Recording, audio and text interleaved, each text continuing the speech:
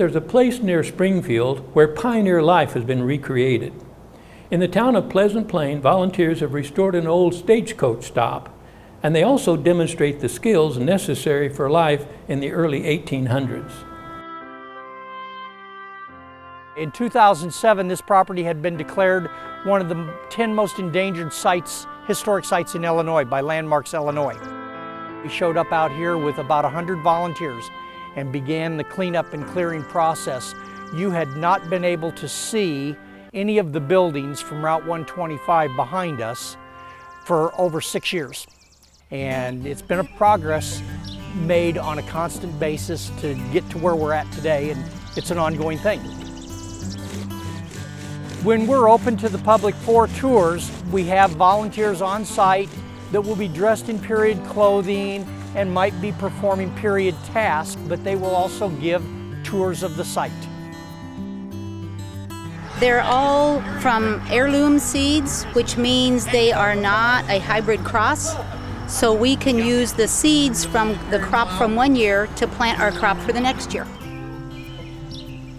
Broomcorn is a sorghum-based plant, and they would harvest it from the top. It does not generate an ear, and the tassels at the top is what they would save, take off the seeds, and make their brooms from them.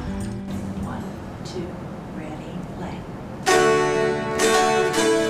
The Broadwell Inn was built by Moses and John Broadwell in 1824. It's the second oldest brick building in Illinois. It was built specifically for use as a stagecoach stop on the stagecoach line between Springfield and Beardstown. It was the first stop along that line from Springfield. If you enter the building on the west end here, you'll enter through the men's parlor. The men's room would have been a tap room. There would have been a keg in there. They go in there and smoke and spit and cuss and drink and have a good time. And directly to the room directly to the north of that is the women's parlor. It's the one room in the house that we've replastered to show how it would have originally been plastered during its heyday. The whole house was originally plastered and papered, which was very unusual. This is a primitive country. Peter Cartwright made the statement in his biography, what a wonder it was to come onto the Illinois prairie in 1824 and see these two fine brick structures. One of them being the inn, and then just a quarter of a mile to the west of here was the family's mansion house.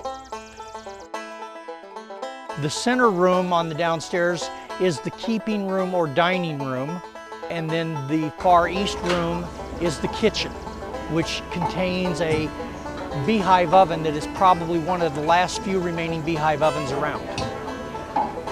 Yeah, it functions more like a regular oven. There's a hole down here that the heat comes up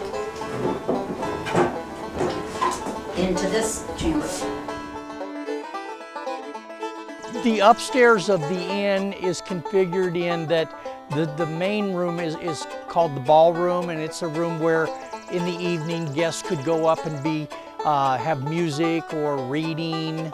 And then of course there's two bedrooms upstairs, one of them being the men's bedroom, the other being the ladies' bedroom. You didn't rent a room or a bed, you rented sleeping space. Directly across to the south of the Broadwell Inn is the Batterton Cabin, built by Amar Batterton, originally at Rock Creek, about 5 miles northwest of this site, in 1817. We believe it to be the oldest surviving structure in Sangamon County. Then next to that is the Obernagel maybe cabin. We're not quite sure. We think it was the Obernagel cabin, but it might also be a cabin that was built with parts from other cabins as well. It's a second generation cabin showing the progression of how people would have done their homes during those times. The Rustemeyer Blacksmith Barn is the last operating blacksmith shop in Springfield. It was purchased by Dr. Emmett and Mary Pearson and brought to Clayville in the early 60s. In addition to that, we have a prairie restoration area that we're working with, and we're developing a nature trail. I love the place, and the potential that it has ties in with the Lincoln history that we have so predominant in our area, but at the same time, It also talks about the history of the common, ordinary pioneer that would have been in this area during those days and the struggles that they would have had to make this life here.